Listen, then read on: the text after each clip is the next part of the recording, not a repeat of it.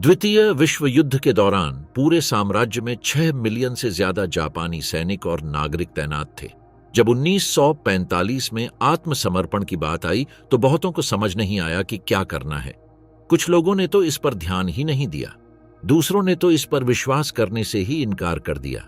आधिकारिक आत्मसमर्पण का मतलब शत्रुता की तत्काल समाप्ति नहीं था। पूरी इकाइयां हफ्तों, महीनों, यहां तक कि सालों तक लड़ती रहीं। हजारों लोगों को सोवियत संघ ने पकड़ लिया और साइबेरिया में जबरन मजदूरी शिविरों में भेज दिया। सैकड़ों लोगों ने दूर दराज के जंगलों में प्रतिरोध किया। उन्हें यकीन था कि युद्ध अभी खत्म नहीं हुआ है, और जब वे आखिरकार वापस लौटे तो उनका देश अब वैसा नहीं था जैसा वे याद करते थे।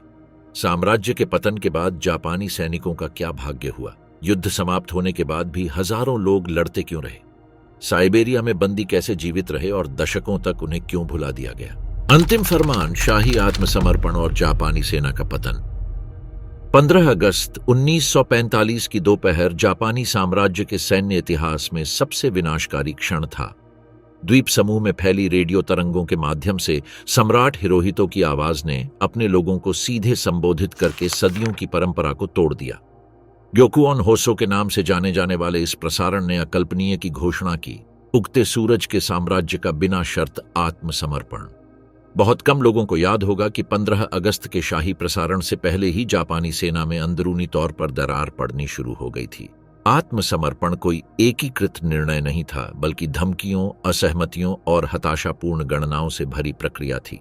कैबिनेट के भीतर ही कुछ मंत्रियों ने चुपचाप कहा कि अगर आत्मसमर्पण औपचारिक रूप से हो जाता है तो हाईकमान की सामूहिक आत्महत्या हो सकती है। अन्य अधिक कट्टरपंथी ने सम्राट को पहाड़ों पर ले जाने और निर्वासन में सरकार स्थापित करने का प्रस्ताव रखा।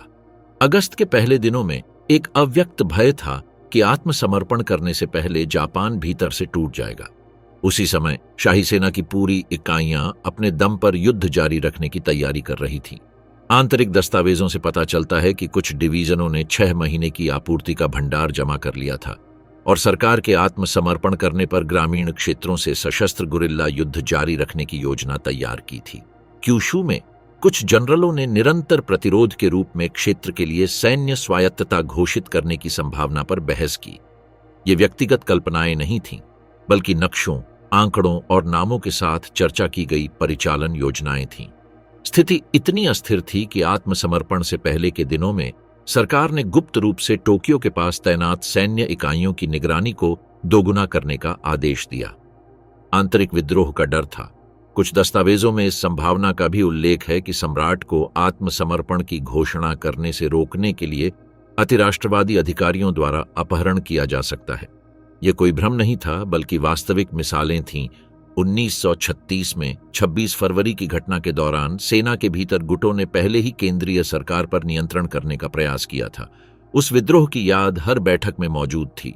यह विस्फोटक माहौल बताता है कि शाही प्रसारण को गुप्त रूप से क्यों रिकॉर्ड किया गया, व्यक्तिगत हिरासत में सील किया गया और गुप्त रूप से प्रसारण स्थल पर ले जाया गया। अधिकारियों को पता था कि सामग्री के किसी भी लीक से दंगे भड़क सकते हैं। विडंबना यह है कि शांति अधिकतम निगरानी और जोखिम की स्थितियों में बनाई गई थी। जिस जापान ने उस दोपहर सम्राट की बात सुनी, वह एक पराजित राष्ट्र नहीं था, बल्कि विस्फोट के कगार पर खड़ा देश था। कई सप्ताह तक चली हताशा भरी चर्चा के बाद शाही संदेश आया। हिरोशिमा और नागासाकी पर परमाणु बम गिराने से किसी भी पूर्व सैन्य गणना से परे विनाशकारी क्षमता का प्रदर्शन हुआ था। 8 अगस्त को सोवियत संघ के अचानक युद्ध में शामिल होने से बातचीत के जरिए शांति की आखिरी उम्मीद भी खत्म हो गई थी। जापान को पूरी तरह से विनाश का सामना करना पड़ा। हालांकि शाही भाषण की विषय वस्तु ने तुरंत भ्रम पैदा कर दिया। पुरानी जापानी भाषा में लिखे गए और खराब तकनीकी गुणवत्ता के साथ प्रस्तुत किए गए संदेश में जानबूझकर आत्मसमर्पण शब्द का इस्तेमाल नहीं किया गया। इस अस्पष्टता ने जापानी जनरल स्टाफ के भीतर संकट को जन्म दिया, जहां अपमान से पहले मृत्यु के सिद्धांत में प्रशिक्षित अधिकारियों ने वास्तविकता को स्वीकार करने से इनकार कर दिया। 15 अगस्त की सुबह तनाव चरम पर था। मेजर केंजी हतनाका के नेतृत्व में सेना के अधिकारियों के एक समूह ने शाही संदेश के प्रसार को रोकने का प्रयास किया। क्यूजो घटना जापानी सैन्यवाद के अंतिम दौर का प्रतिनिधित्व करती है। षड्यंत्रकारियों ने भाषण की रिकॉर्डिंग की मांग करते हुए शाही महल पर धावा बोल दिया ताकि उन्हें नष्ट किया जा सके।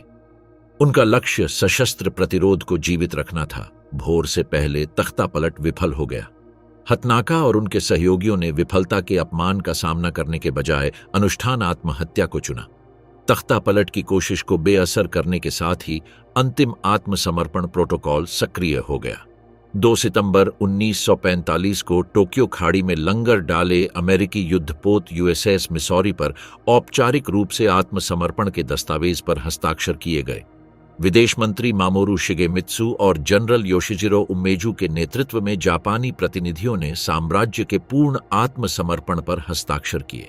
मित्र देशों के सर्वोच्च कमांडर नामित जनरल डगलस मैकार्थर ने विजेताओं की ओर से आत्मसमर्पण स्वीकार कर लिया। इस कानूनी अधिनियम ने अभूतपूर्व परिवर्तन को जन्म दिया। मैकार्थर ने जापान पर पूर्ण अधिकार ग्रहण कर लिया तथा सैन्य कब्जे की शुरुआत की, जो 1952 तक जारी रहा। उनका पहला निर्देश स्पष्ट था: शाही सेना और नौसेना का तत्काल और पूर्ण विघटन। 15 सितंबर 1945 को हस्ताक्षर के 2 सप्ताह बाद इंपीरियल जनरल मुख्यालय ने औपचारिक रूप से परिचालन में ढील दी। एसकैप के प्रत्यक्ष आदेश द्वारा सभी सैन्य कमांड कार्यों को निलंबित कर दिया गया।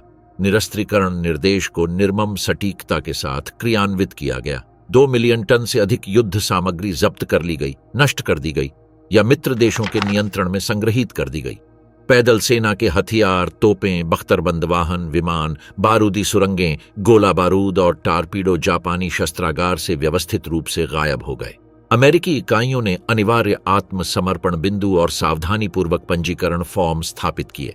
उसी समय शुद्धिकरण की नीतियां लागू की गईं, जिसके तहत नए आदेश में पूर्व सैन्य अधिकारियों को सार्वजनिक पद पर रहने से रोक दिया गया।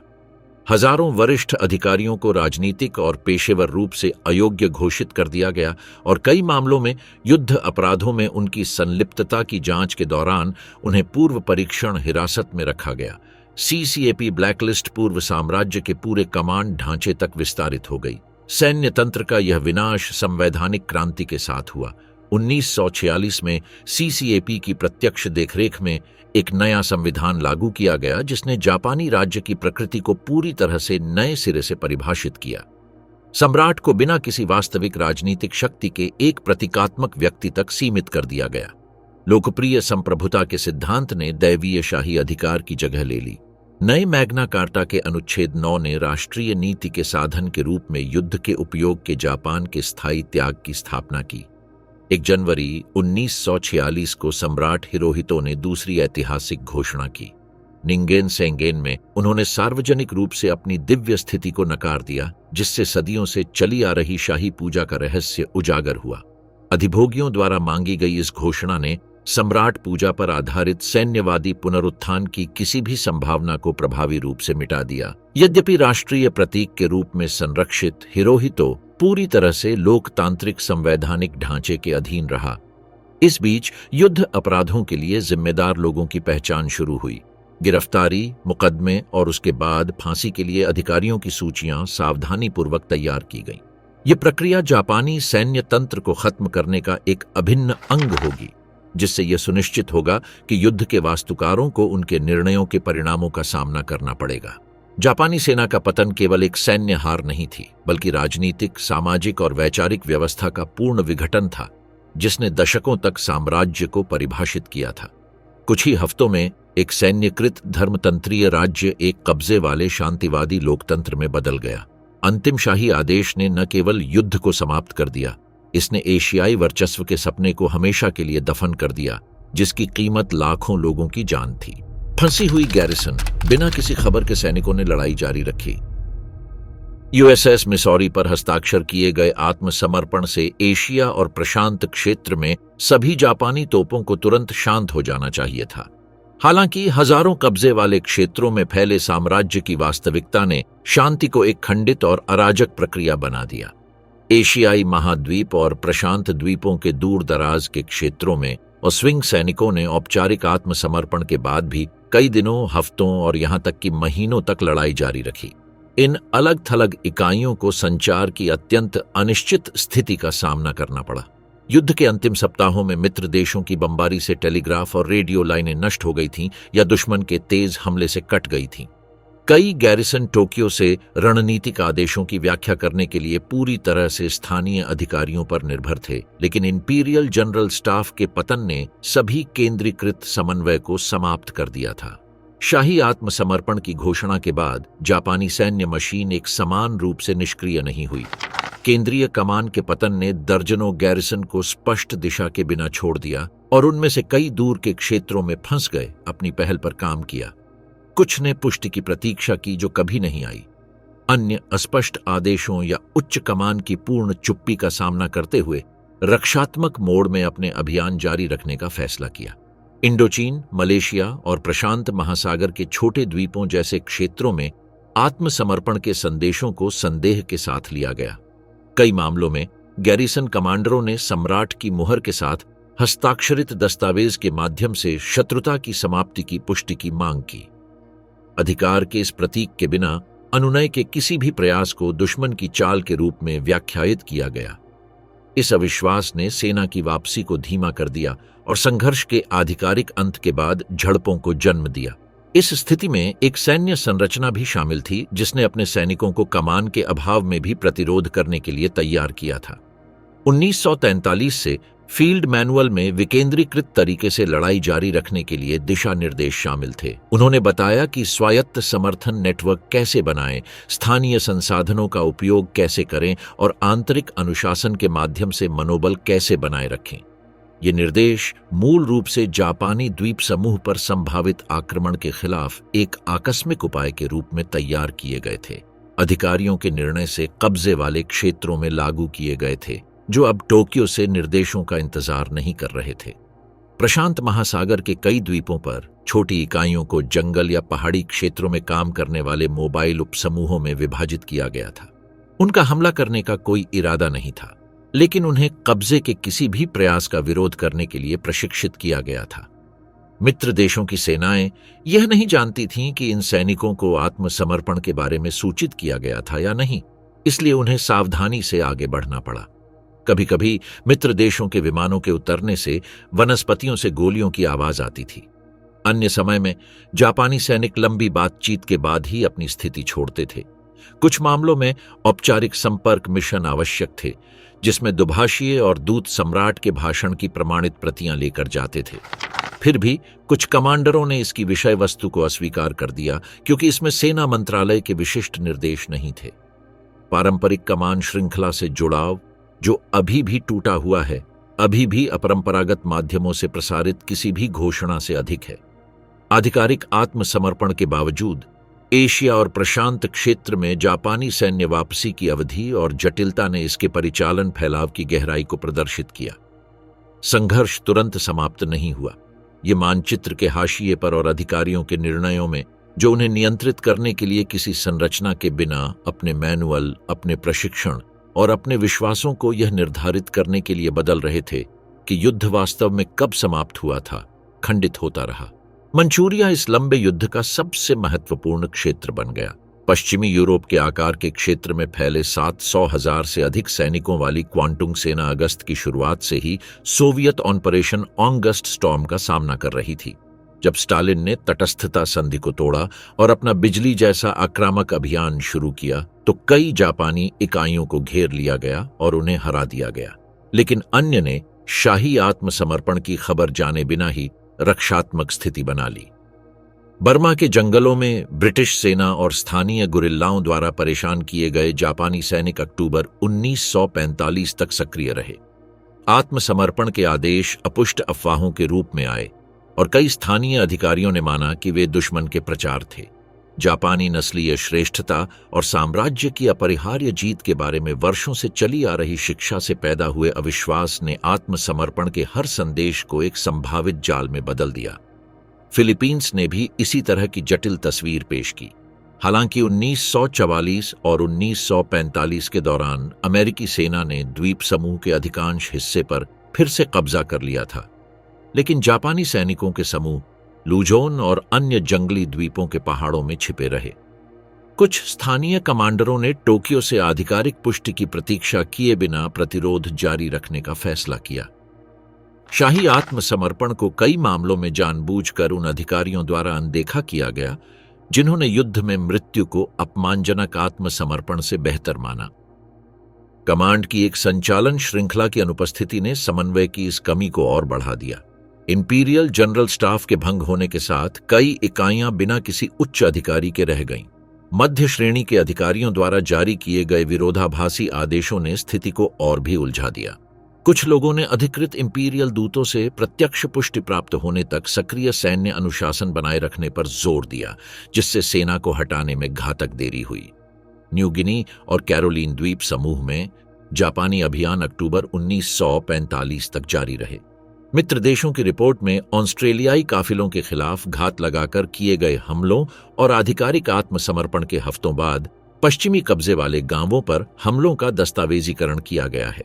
चीनी मुख्य भूमि पर स्थिति और भी अधिक अस्थिर थी। जापानी टुकड़ियों ने चीनी कम्युनिस्ट पार्टी की सेनाओं, कुओमिंतांग सैनिकों, स्थानीय मिलिशिया और सोवियत इकाइयों का एक साथ सामना किया। इस बहुमोर्चे के युद्ध ने कई अधिकारियों को अपने हथियार डालने पर तत्काल प्रतिशोध के डर से रक्षात्मक स्थिति बनाए रखने के लिए प्रोत्साहित किया। इन बिखरे हुए सैनिकों को वापस लाने के लिए जटिल और खतरनाक ऑपरेशन की आवश्यकता थी। कई मामलों में अभी भी प्रतिरोध कर रहे सैनिकों को जबरन निरस्त्र कर दिया गया और उनके कमांडरों को तुरंत गिरफ्तार कर लिया गया। अन्य स्थितियों में जापानी दूतों या मित्र देशों के दुभाषियों के मिशनों को शाही आत्मसमर्पण आदेश को सीधे प्रसारित करने के लिए आयोजित किया गया था। इन संपर्कों के लिए अत्यधिक सावधानी की आवश्यकता थी, क्योंकि कई जापानी इकाइयां मौत तक लड़ने के लिए तैयार थीं। एक बार आत्मसमर्पण स्वीकार कर लिए जाने के बाद सैनिकों को जापान लौटने की व्यवस्था करने के लिए अस्थायी शिविरों में एकत्रित किया गया। इस प्रक्रिया को मुख्य रूप से एससीएपी द्वारा स्थानीय अधिकारियों के साथ समन्वय में प्रबंधित किया गया। चीन में चियांग काई शेक की सरकार, ईस्ट इंडीज में डच औपनिवेशिक प्रशासक और बर्मा में ब्रिटिश प्रशासन। समझौतों में कैदियों के लिए मानवीय व्यवहार की गारंटी शामिल थी। हालांकि व्यवहार में बदला लेने के लिए जापानी विरोधी गुरिल्लाओं द्वारा दुर्व्यवहार, लिंचिंग और न्यायेतर निष्पादन के कई मामले थे। ये प्रत्यावर्तन अभियान 1947 तक चला और इसमें 6 मिलियन से अधिक जापानी लोग शामिल थे, जिनमें सैन्यकर्मी और नागरिक दोनों शामिल थे। इस विशाल रसद कार्य के लिए 1000 से अधिक जहाजों, सैकड़ों ट्रेनों और दर्जनों विशेष रूप से सुसज्जित बंदरगाहों का उपयोग किया गया था। जो सैनिक अंतिम क्षण तक लड़ते रहे, उन्हें हमेशा सबसे अंत में निकाला गया और वापस भेजा गया। कुछ क्षेत्रों में जापानी कब्जे के दौरान पीड़ित स्थानीय आबादी के प्रतिरोध के कारण स्थिति जटिल हो गई थी। इंडोनेशिया, फिलीपींस और बर्मा में कई जापानी सैनिकों को नागरिकों से फंसी हुई गैरिसन बिना किसी खबर के सैनिकों ने लड़ाई जारी रखी। यूएसएस मिसौरी पर हस्ताक्षर किए गए आत्मसमर्पण से एशिया और प्रशांत क्षेत्र में सभी जापानी तोपों को तुरंत शांत हो जाना चाहिए था। हालांकि हजारों कब्जे वाले क्षेत्रों में फैले साम्राज्य की वास्तविकता ने शांति को एक खंडित और अराजक प्रक्रिया बना दिया। एशियाई महाद्वीप और प्रशांत द्वीपों के दूर दराज के क्षेत्रों में स्विंग सैनिकों ने औपचारिक आत्मसमर्पण के बाद भी कई दिनों, हफ्तों और यहां तक कि महीनों तक लड़ाई जारी रखी। इन अलग थलग इकाइयों को संचार की अत्यंत अनिश्चित स्थिति का सामना करना पड़ा। शीतकालीन बंदी, सोवियत शिविरों में सामूहिक शिपमेंट्स। जापान के खिलाफ युद्ध में सोवियत संघ की भागीदारी ऑपरेशन ऑगस्ट स्टॉर्म के साथ हुई, जो एक ऐसा आक्रामक हमला था जिसने 2 सप्ताह से भी कम समय में प्रतिष्ठित क्वांटुंग सेना की सुरक्षा को ध्वस्त कर दिया। इस विनाशकारी अभियान में 600,000 से अधिक जापानी सैनिकों को पकड़ा गया, जिन्हें विशाल सोवियत क्षेत्र में क्रूर भाग्य का सामना करना पड़ा। सामूहिक बंदी बनाना साइबेरिया, कजाकिस्तान, उज्बेकिस्तान, मंगोलिया और यूएसएसआर के अन्य दूरदराज के क्षेत्रों में फैले जबरन श्रम शिविरों में व्यवस्थित निर्वासन की प्रस्तावना मात्र थी। कैद किए गए सैनिकों के पास चरम जलवायु के लिए उपकरण नहीं थे, इसलिए उन्हें कई सप्ताह तक चलने वाली यात्राओं के दौरान बिना गर्म किए मालवाहक गाड़ियों में ठूंस दिया गया। इन नारकीय स्थानांतरणों के दौरान ठंड, प्यास और कुपोषण के शिकार होकर कई सैनिक अपने गंतव्य तक पहुंचने से पहले ही मर गए। शिविरों में पहुंचने के बाद उन्हें निर्दयी जीवन यापन व्यवस्था का सामना करना पड़ा, जहां सर्दियों में तापमान सामान्य रूप से 0 से 30 डिग्री सेल्सियस नीचे चला जाता था। जापानी कैदी, जो मूल रूप से समशीतोष्ण जलवायु से थे, इन परिस्थितियों के लिए पूरी तरह से अनुपयुक्त थे। उन्हें कोयला खदानों, रेलवे निर्माण, जंगल की सफाई उत्खनन और बुनियादी ढांचे के निर्माण में कठोर श्रम करने के लिए मजबूर किया गया था, जहां जीवित रहना हर दैनिक निर्णय पर निर्भर था। सबसे घातक शिविर खाबरोवस्क, मगदान, नोवोसिबिर्स्क और क्रास्नोयार्स्क में स्थित थे। इन हिरासत केंद्रों में कुपोषण व्याप्त था, चिकित्सा देखभाल न के बराबर थी और कथित अनुशासनहीनता के लिए दंड में भोजन के राशन में और कटौती शामिल थी। पेचिश, निमोनिया और तपेदिक जैसी बीमारियां भीड़-भाड़ वाले बैरकों में अनियंत्रित रूप से फैलती थीं, जहां बुनियादी स्वच्छता बनाए रखना असंभव था। सोवियत प्रशासन ने जापानी कैदियों को राष्ट्रीय सुधार के लिए उपयोगी तत्व के रूप में वर्गीकृत किया, एक नौकरशाही लेबल जिसने युद्धग्रस्त क्षेत्रों में उनकी तैनाती को उचित ठहराया। अन्य शक्तियों के युद्धबंदी शिविरों की तरह सोवियत शिविर भी एक आर्थिक तर्क के तहत संचालित होते थे, जो किसी भी मानवीय मानकों पर उत्पादक उत्पादन को प्राथमिकता देते थे। पकड़े गए लोगों को रणनीतिक जरूरतों के अनुसार वितरित किया गया। पूर्वी साइबेरिया में खनन, मध्य एशिया में रेल मार्ग बिछाना, पश्चिमी कजाकिस्तान में कारखाने बनाना और संघर्ष के बाद पेड़ों से रहित क्षेत्रों में फिर से वन लगाना। यह बिखराव यादृच्छिक नहीं था। प्रत्येक शिविर को मासिक उत्पादन लक्ष्यों पर दिशा निर्देश प्राप्त हुए और इन कोटा को पूरा करना सीधे तौर पर भोजन राशन, अनुमत आराम अवधि और बुनियादी चिकित्सा उपचार तक पहुंच से जुड़ा था। सबसे दूर दराज के क्षेत्रों में काम और भोजन का अनुपात इतना असंतुलित था कि आने के कुछ ही हफ्तों बाद शारीरिक थकावट दिखाई देने लगी। जो कैदी काम के मानकों को पूरा करने में विफल रहे, उन्हें सफाई के काम, लाशें ढोने या लंबे समय तक एकांत कारावास में रखने का काम सौंपा गया। सर्दियों के दौरान भी कार्य दिवस अक्सर 12 घंटे से अधिक चलता था, जिसमें न्यूनतम रुकावटें होती थीं। उपकरण आदिम या दोषपूर्ण थे, जिससे दुर्घटना दर बढ़ गई। बाहरी निरीक्षण या चिकित्सा पर्यवेक्षण की कोई औपचारिक व्यवस्था नहीं थी। फ्रैक्चर, जलन, गहरे घाव और शीतदंश का इलाज अस्थायी पट्टियों से किया जाता था या बिना किसी हस्तक्षेप के बढ़ने दिया जाता था। बीमारी को ठीक करने वाली स्थिति के रूप में नहीं देखा जाता था, बल्कि शोषण मॉडल के एक स्वीकार्य सांख्यिकीय परिणाम के रूप में देखा जाता था। शारीरिक श्रम के अलावा कैदियों की निगरानी आंतरिक एनकेवीडी समितियों द्वारा की जाती थी, जो उनके व्यवहार का मूल्यांकन करती थी। प्रत्येक टुकड़ी को बंदियों के वैचारिक सहयोग की डिग्री पर साप्ताहिक रिपोर्ट करने की आवश्यकता थी, एक पैरामीटर जो प्रत्येक व्यक्ति के भविष्य के भाग्य को प्रभावित करता था। यह निगरानी बाहरी दुनिया से पूर्ण अलगाव के साथ मिलकर तत्काल वापसी की किसी भी उम्मीद को खत्म कर देती है। अधिकांश को इस बात की पूरी तरह से जानकारी नहीं थी कि वे सोवियत क्षेत्र में कितने समय तक रहेंगे। कुछ शिविरों ने अपने कब्जे के कई महीनों बाद तक युद्ध की समाप्ति के बारे में विवरण नहीं दिया। इस संस्थागत अस्पष्टता और संचार की कमी ने सोवियत संघ में जापानी कैदियों के अनुभव को निरंतर अनिश्चितता के शासन में बदल दिया, जहां समय का बीतना तारीखों से नहीं बल्कि मौसम, बीमारी और शारीरिक शक्ति की हानि से मापा जाता था। स्टालिन ने तय किया था कि इन कैदियों का इस्तेमाल युद्ध में हुए नुकसान की मरम्मत के लिए किया जाएगा। जर्मनी के साथ 4 साल के संघर्ष से तबाह सोवियत संघ ने अपने औद्योगिक बुनियादी ढांचे के पुनर्निर्माण के लिए आर्थिक संसाधन के रूप में जापानी श्रम का इस्तेमाल किया। इस निर्णय ने युद्धबंदियों के उपचार पर जिनेवा कन्वेंशन का व्यवस्थित रूप से उल्लंघन किया, लेकिन यूएसएसआर ने संधि पर हस्ताक्षर नहीं किए और पूरी तरह से दंड से मुक्त होकर काम किया। सोवियत रिकॉर्ड और बाद में जापानी जांच में इन शिविरों में लगभग 55,000 कैदियों की मौत का दस्तावेज है। मृत्यु दर स्थान के अनुसार अलग अलग थी, लेकिन कुछ केंद्रों में यह हिरासत में लिए गए लोगों की आबादी के 10% से अधिक थी। प्राथमिक कारण शीतदंश, भूखमरी और संक्रामक रोग थे, जो पर्याप्त चिकित्सा उपचार के बिना फैलते थे। जीवित बचे सैनिक अंग विच्छेदन, पुरानी बीमारियों और शारीरिक आघात के साथ लौटे, जो उन्हें जीवन भर परेशान करते रहे। शारीरिक पीड़ा के अलावा कैदियों को अनिवार्य वैचारिक पुनः शिक्षा कार्यक्रमों के अधीन किया गया।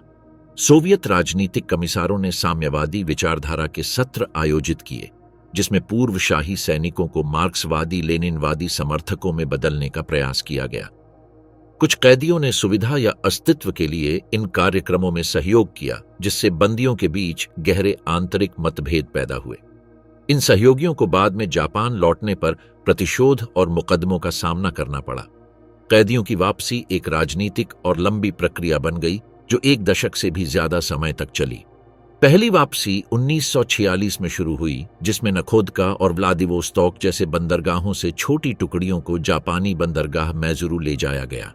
हालांकि सामूहिक वापसी 1947 तक नहीं हुई और अंतिम औपचारिक वापसी युद्ध की समाप्ति के एक दशक से भी ज्यादा समय बाद यानी 1956 तक पूरी नहीं हुई। ये देरी संयुक्त राज्य अमेरिका, यूनाइटेड किंगडम और ऑस्ट्रेलिया द्वारा पकड़े गए जापानी कैदियों के साथ किए गए व्यवहार से नाटकीय रूप से भिन्न थी। पश्चिमी शक्तियों द्वारा हिरासत में लिए गए सैनिकों को 1945 और 1947 के बीच काफी अधिक मानवीय परिस्थितियों में वापस भेजा गया था।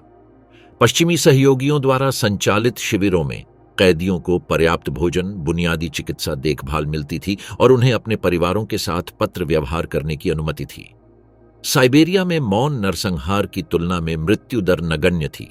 जापान में उपचार में असमानता ने एक जटिल ऐतिहासिक स्मृति का निर्माण किया। यूएसएसआर के कई पूर्व कैदी अत्यधिक पीड़ा के जीवित गवाह के रूप में लौटे, जिनके अनुभव पश्चिमी देशों द्वारा हिरासत में लिए गए लोगों के अनुभवों से बिल्कुल अलग थे। साइबेरिया के कुछ कैदी अपने प्रत्यावर्तन के तुरंत बाद मर गए, जो वर्षों के व्यवस्थित दुर्व्यवहार के शारीरिक परिणामों के शिकार थे। अन्य लोग सोवियत अनुभव से गहराई से प्रभावित होकर लौटे, साम्यवाद के प्रति वैचारिक सहानुभूति के साथ, जिसने उन्हें जापानी अधिकारियों और मित्र देशों के कब्जे द्वारा निगरानी का विषय बना दिया। इस वैचारिक विभाजन ने युद्ध के बाद के जापानी समाज में दिग्गजों के पुनः एकीकरण में जटिलता की एक और परत जोड़ दी। अगले दशकों में पूर्व कैदियों के संघों का गठन हुआ और उन्होंने सोवियत संघ और बाद में रूस से आधिकारिक माफी और मुआवजे की मांग की। हालांकि मॉस्को ने कभी भी आधिकारिक तौर पर दुर्व्यवहारों को स्वीकार नहीं किया, लेकिन जापानी और रूसी इतिहासकारों के बीच संयुक्त शोध ने सोवियत क्षेत्र में फैले सैकड़ों शिविरों के अस्तित्व का दस्तावेजीकरण किया है, जिसमें कैदियों, श्रम उत्पादन और मृत्यु दर के विस्तृत रिकॉर्ड हैं। सोवियत क्षेत्र में 600,000 से अधिक जापानी सैनिकों की कैद 20वीं सदी के सबसे लंबे समय तक चलने वाले सामूहिक निर्वासन में से एक है। यह दर्शाता है कि युद्ध औपचारिक आत्मसमर्पण से कहीं आगे तक फैला हुआ था, जिसने पूर्व लड़ाकों को एक ऐसी व्यवस्था के शिकार बना दिया जिसने उन्हें एक ऐसी शक्ति के पुनर्निर्माण के लिए डिस्पोजेबल संसाधनों के रूप में इस्तेमाल किया जो अपनी ही धरती पर तबाही झेल चुकी थी। इन लोगों के लिए युद्ध 1945 में समाप्त नहीं हुआ, बल्कि वर्षों या दशकों बाद, जब वे अंततः एक ऐसे जापान में लौटे जो उनकी जबरन अनुपस्थिति के दौरान पूरी तरह से बदल गया था। योद्धा जिन्होंने आत्मसमर्पण नहीं किया, जापानी साम्राज्य के पिछड़े हुए लोग। दक्षिण पूर्व एशिया के सुदूर जंगलों और प्रशांत महासागर के बिखरे हुए द्वीपों में दर्जनों जापानी सैनिकों ने एक युद्ध जारी रखा जो आधिकारिक तौर पर समाप्त हो चुका था। इन लोगों ने, जिन्हें बाद में जापानी स्ट्रगलर के रूप में जाना जाता था, वर्षों और यहां तक कि दशकों तक सक्रिय सैन्य अभियान जारी रखा, संघर्ष की समाप्ति से पहले जारी किए गए आदेशों का पालन किया और वैचारिक सिद्धांतों का पालन किया, जिससे आत्मसमर्पण करना अकल्पनीय हो गया।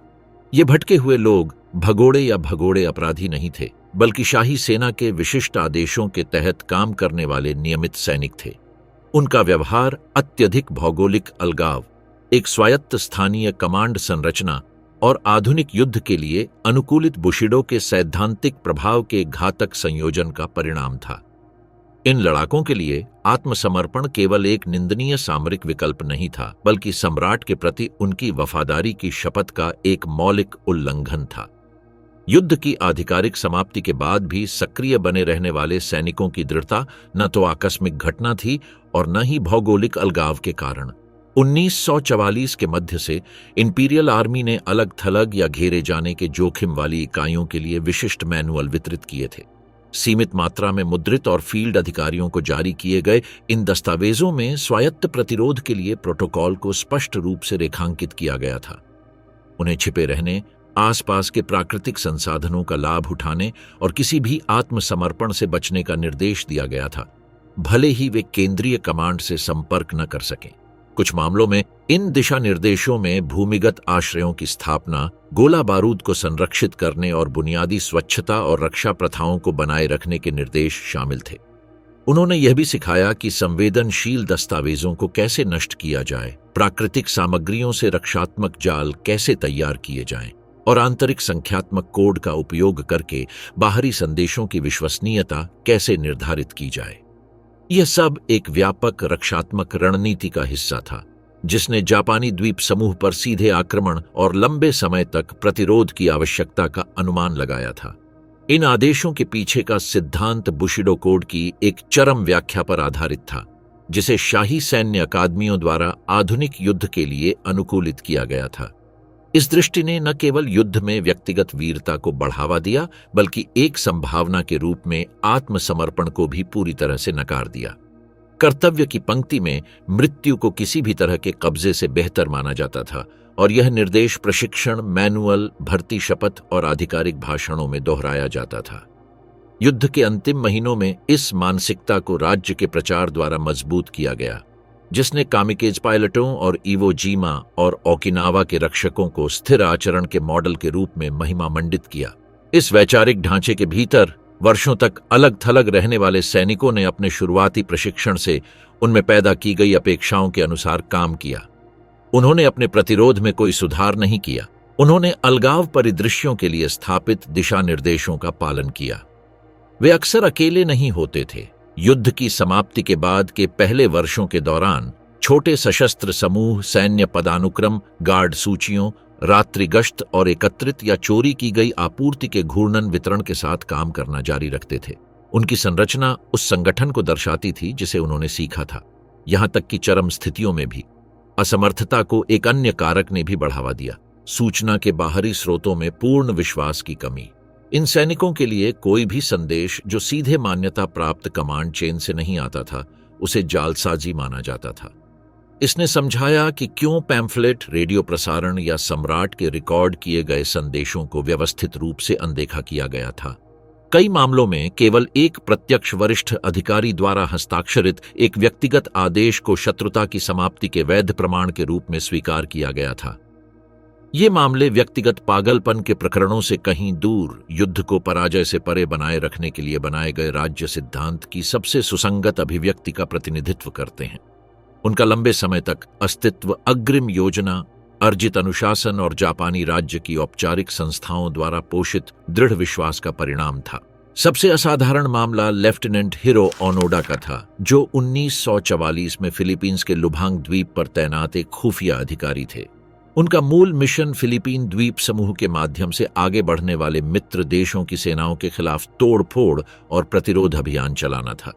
जब आत्मसमर्पण की भ्रामक खबर आई तो ओनोडा और 3 अन्य सैनिकों ने घने उष्णकटिबंधीय जंगल में शरण ली, ये मानते हुए कि युद्ध जारी है और उनका कर्तव्य पश्चिम विरोधी प्रतिरोध को सक्रिय रखना है। ओनोडा ने आने वाले दशकों में संचार के सभी प्रयासों को व्यवस्थित रूप से प्राप्त किया और उन्हें अस्वीकार कर दिया।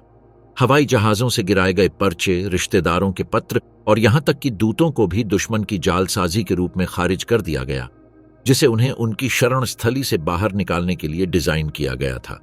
मूल आदेशों के प्रति उनकी निष्ठा, जिसमें स्पष्ट रूप से बिना लड़ाई के आत्मसमर्पण या आत्महत्या करने की मनाही थी, लगभग 3 दशकों तक पूरी तरह से अटूट रही।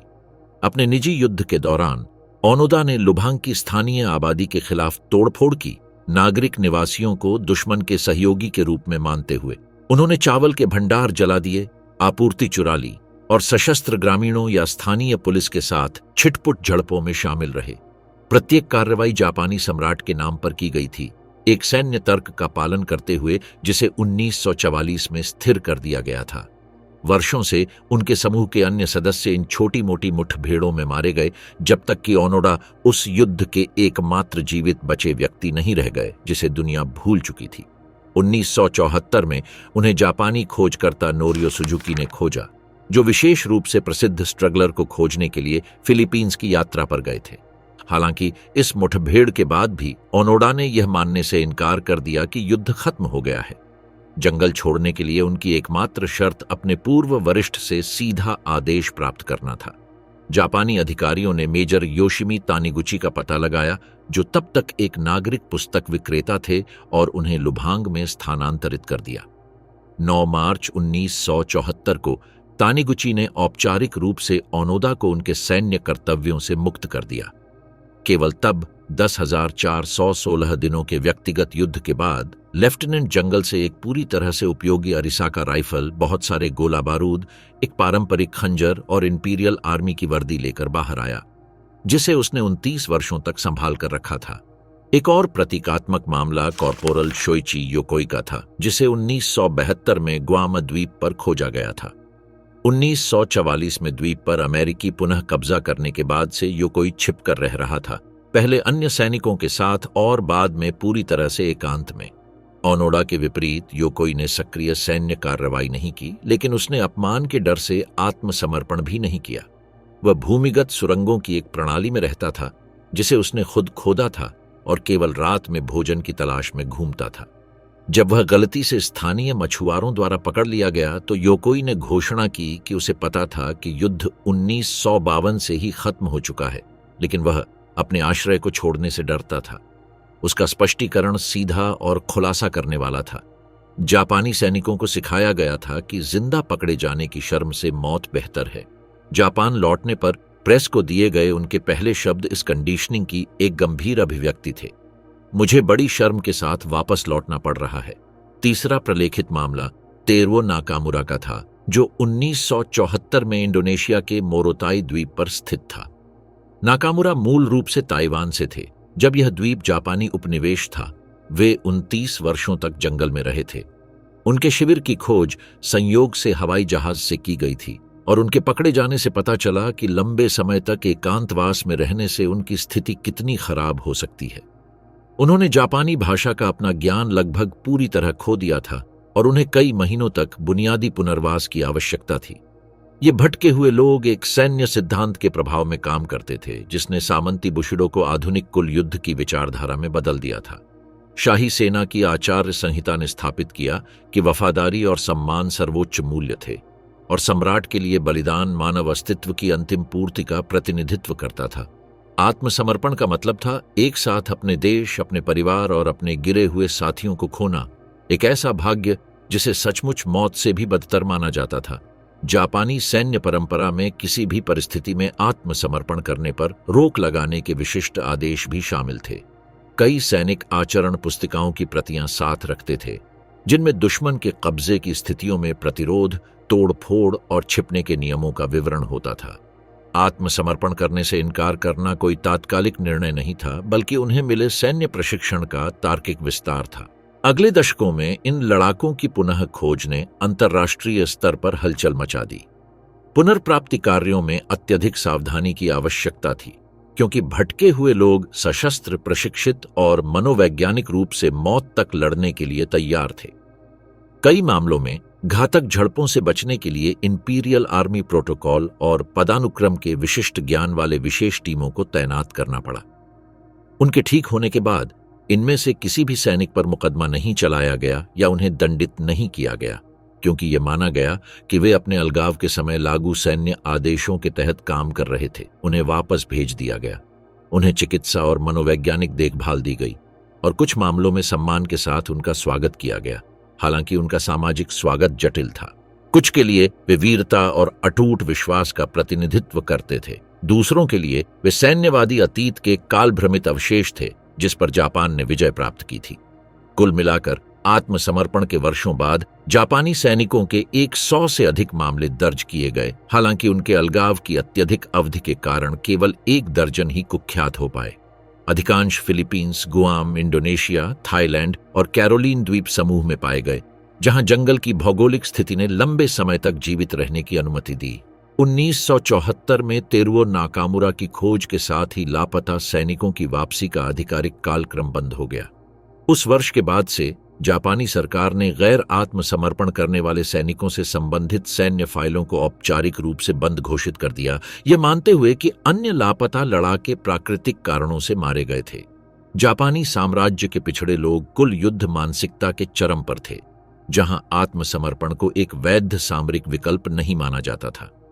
उनका लंबा युद्ध पागलपन या तर्कहीन कट्टरता का उत्पाद नहीं था, बल्कि प्रशिक्षण, शिक्षा और आदेशों की एक प्रणाली का तार्किक परिणाम था, जो वफादारी को एक पूर्ण मूल्य के रूप में परिभाषित करता था, जो रणनीतिक परिस्थितियों या समय बीतने से स्वतंत्र था। जनरलों का मुकदमा। टोक्यो अंतर्राष्ट्रीय सैन्य न्यायाधिकरण कब्जे के बाद विजयी शक्तियों के सामने एक बुनियादी दुविधा थी। एशिया और प्रशांत क्षेत्र को लगभग 4 साल तक तबाह करने वाले युद्ध के लिए जिम्मेदार लोगों का न्याय कैसे किया जाए। इसका जवाब था सुदूर पूर्व के लिए अंतर्राष्ट्रीय सैन्य न्यायाधिकरण का निर्माण, एक अभूतपूर्व न्यायिक प्रक्रिया जिसका उद्देश्य जापानी सैन्यवाद के वास्तुकारों को न्याय के कटघरे में लाना था। न्यायाधिकरण की औपचारिक स्थापना 3 मई 1946 को जनरल मैकार्थर के प्रत्यक्ष अधिकार के तहत की गई थी। इसका कानूनी मॉडल नूर्नबर्ग परीक्षणों से प्रेरित था, लेकिन युद्ध के एशियाई रंगमंच की विशिष्ट परिस्थितियों के अनुकूल था। न्यायिक मुख्यालय टोक्यो में स्थापित किया गया था और न्यायाधिकरण में 11 मित्र देशों के न्यायाधीश शामिल थे। ऑस्ट्रेलिया, कनाडा, चीन, France, Bharat, Netherlands, New Zealand, Philippines, United Kingdom, Soviet संघ और संयुक्त राज्य अमेरिका। प्रक्रिया का कानूनी आधार टोक्यो चार्टर पर आधारित था, जो SCAP द्वारा तैयार किया गया एक दस्तावेज था जिसने प्रक्रिया के कानूनी सिद्धांतों को स्थापित किया। अपराधों को 3 मुख्य श्रेणियों में वर्गीकृत किया गया था।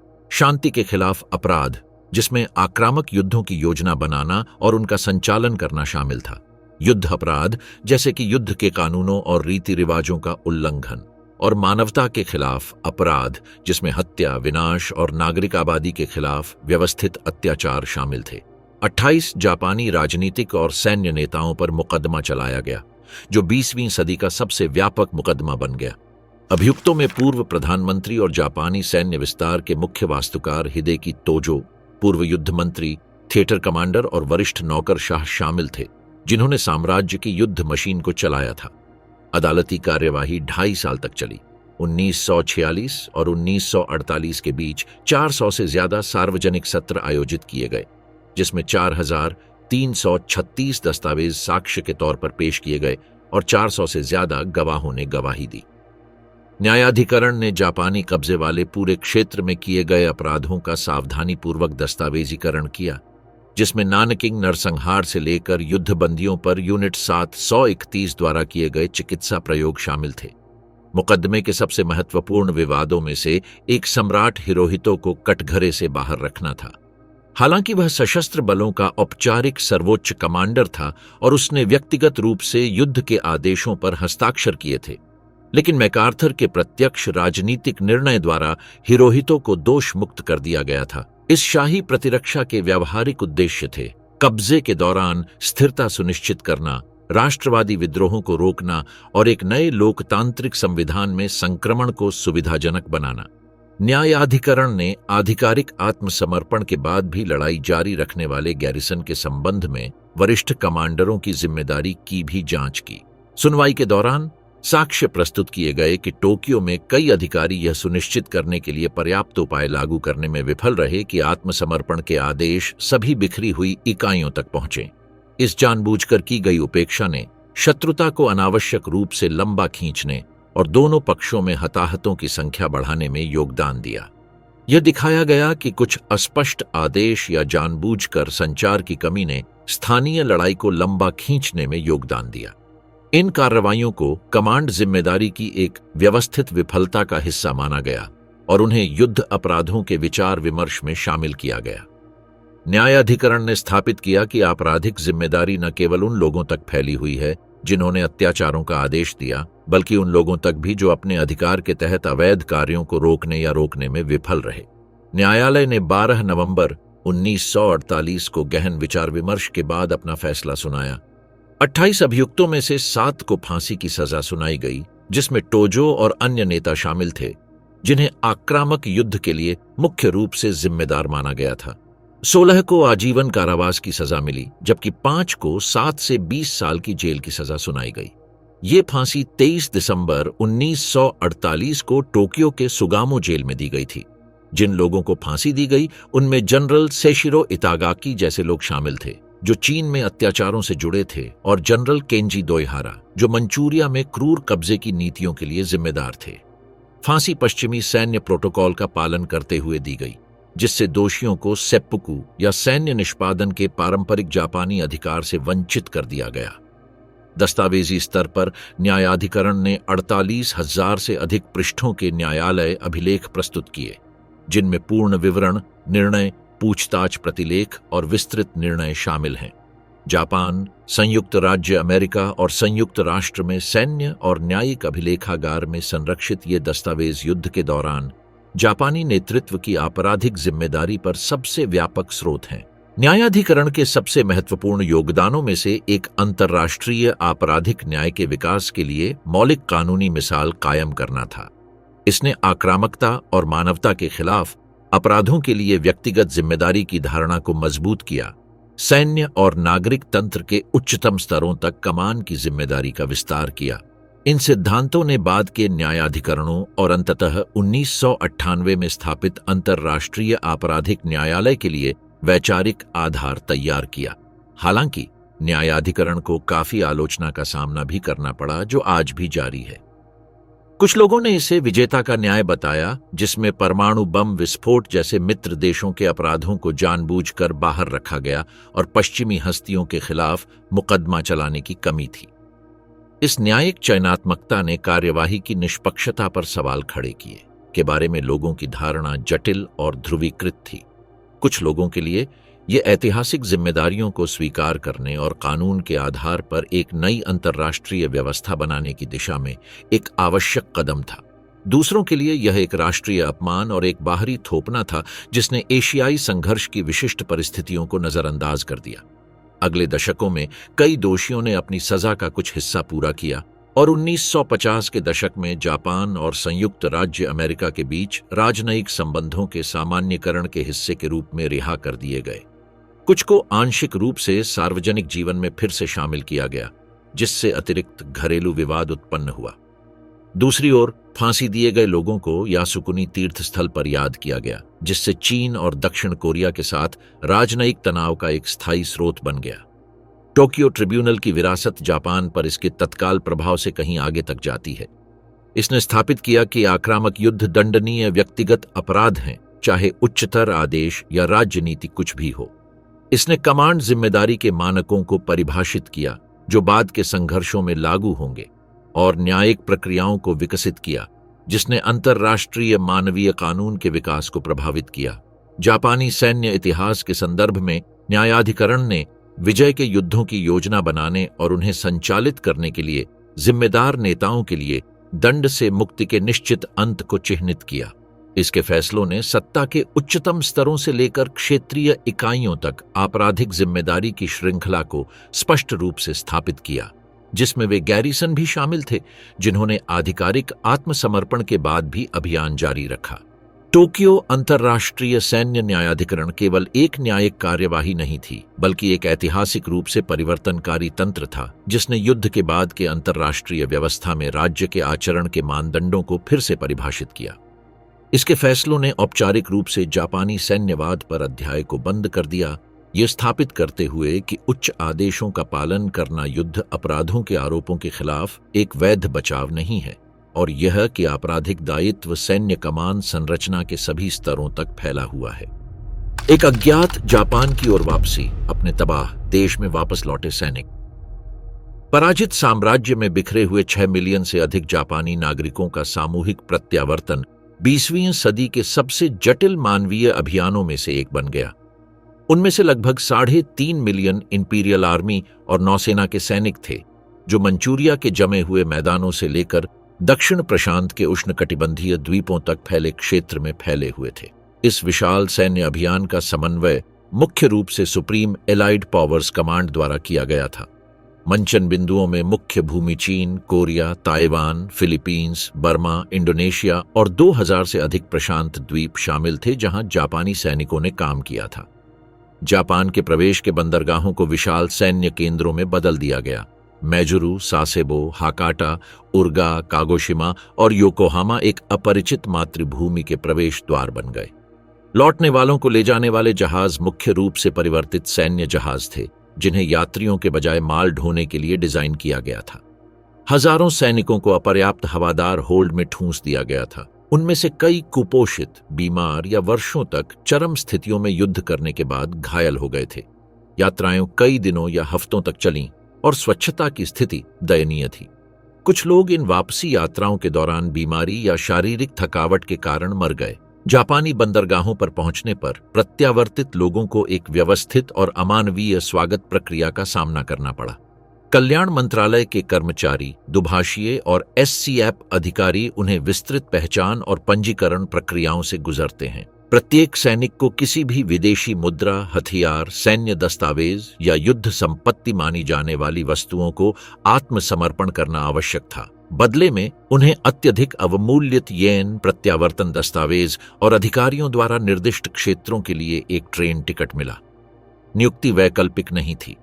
चूंकि पूरे शहर आग लगाने वाले और परमाणु बमों से तबाह हो गए थे, इसलिए कई सैनिक अपने गृहनगर वापस नहीं जा पाए। शहरी क्षेत्रों में भीड़ भाड़ कम करने और सामाजिक अशांति को रोकने की रणनीति के तहत वापस लौटने वालों को कम नुकसान वाले ग्रामीण क्षेत्रों या प्रांतों में व्यवस्थित रूप से फिर से तैनात किया गया। इन सैनिकों ने जिस जापान का सामना किया वह सचमुच पहचानने लायक नहीं था।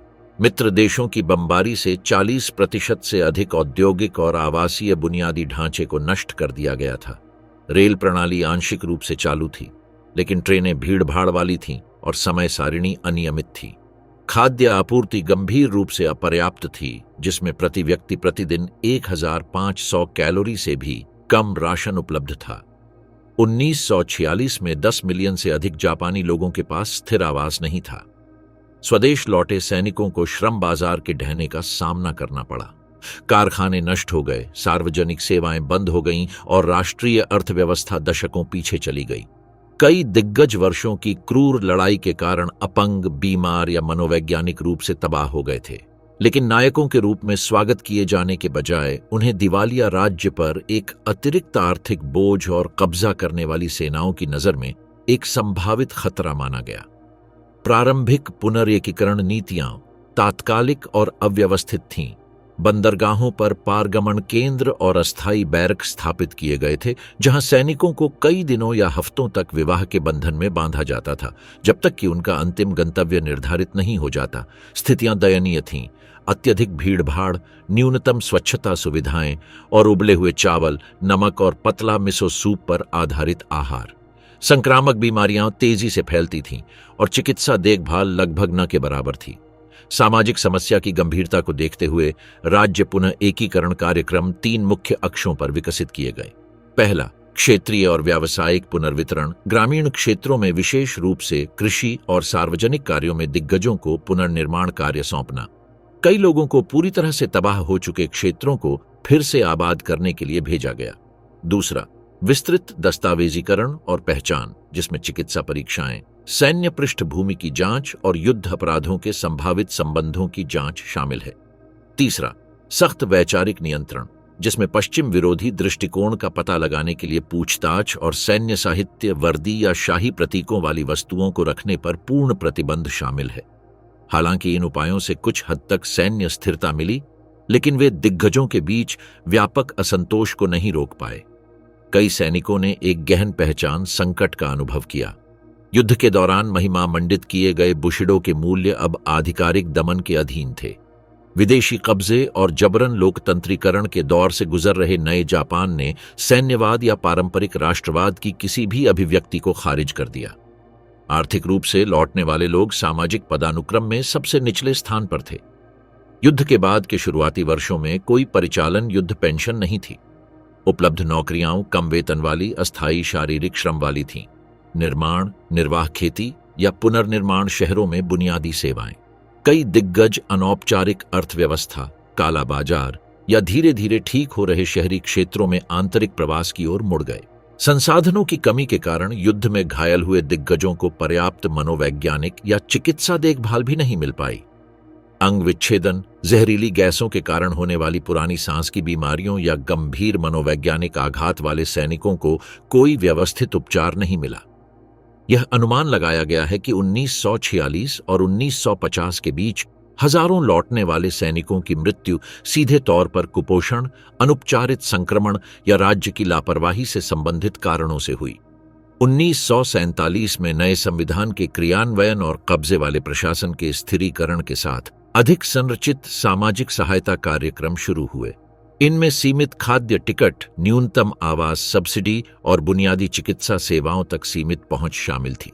प्रत्यावर्तन संघों के गठन को भी अधिकृत किया गया, जिन्होंने अपने अनुभवों का दस्तावेजीकरण किया और वित्तीय मुआवजे के लिए सरकार से पैरवी की। हालांकि ये सामाजिक कलंक दशकों तक कायम रहा। अन्य देशों के विपरीत, जहां दिग्गजों को राष्ट्रीय वीरता के आख्यानों में शामिल किया जाता था, जापानी सैनिकों को सैन्य विफलता के गवाह और साम्राज्यवादी अतीत के वाहक के रूप में माना जाता था, जिसे नया लोकतांत्रिक जापान पूरी तरह से मिटा देना चाहता था। इस संस्थागत अस्पष्टता के परिणाम स्वरूप एक आधिकारिक चुप्पी बनी रही, जो पीढ़ियों तक चली। प्रत्यावर्तन ने महत्वपूर्ण जनसांख्यिकीय असंतुलन भी उत्पन्न किया। कामकाजी उम्र के पुरुषों की भारी वापसी के साथ ही एक गरीब, वृद्ध और मुख्य रूप से महिला नागरिक आबादी भी थी। इसने 1950 के दशक के दौरान पारिवारिक पुनर्गठन, विवाह और जन्म दर और जापानी श्रम बाजार की पूरी संरचना को प्रभावित किया।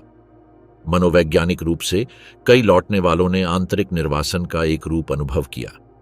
उन्होंने एक ऐसे साम्राज्य के लिए लड़ाई लड़ी थी जो अब अस्तित्व में नहीं था, उन मूल्यों का बचाव किया जो अब अवैध थे, और एक ऐसे सम्राट की सेवा की जिसने सार्वजनिक रूप से अपनी दिव्यता को त्याग दिया था। वादा किए गए सैन्य गौरव और कुलहार की वास्तविकता के बीच के अंतर ने स्थायी आघात पैदा किए, जिसने न केवल दिग्गजों को बल्कि उनके परिवारों और समुदायों को भी प्रभावित किया। जापानी सैनिकों की अपनी तबाह मातृभूमि में वापसी एक वीरतापूर्ण परिवर्तन नहीं था, बल्कि शारीरिक, भावनात्मक और वैचारिक विमुद्रीकरण की एक दर्दनाक प्रक्रिया थी। अधिकांश के लिए युद्ध आत्मसमर्पण के साथ समाप्त नहीं हुआ, बल्कि एक अपरिचित राष्ट्र का सामना करने के क्रूर सदमे के साथ समाप्त हुआ, जो विदेशी कब्जेदारों द्वारा शासित था और उन मूल्यों द्वारा शासित था जो उनके द्वारा समर्थित हर चीज को अमान्य करते थे। उनका पुनः एकीकरण युद्ध के बाद के जापान की सबसे जटिल सामाजिक चुनौतियों में से एक का प्रतिनिधित्व करता था, और इसके परिणामों ने आने वाले दशकों में जापानी समाज को आकार दिया।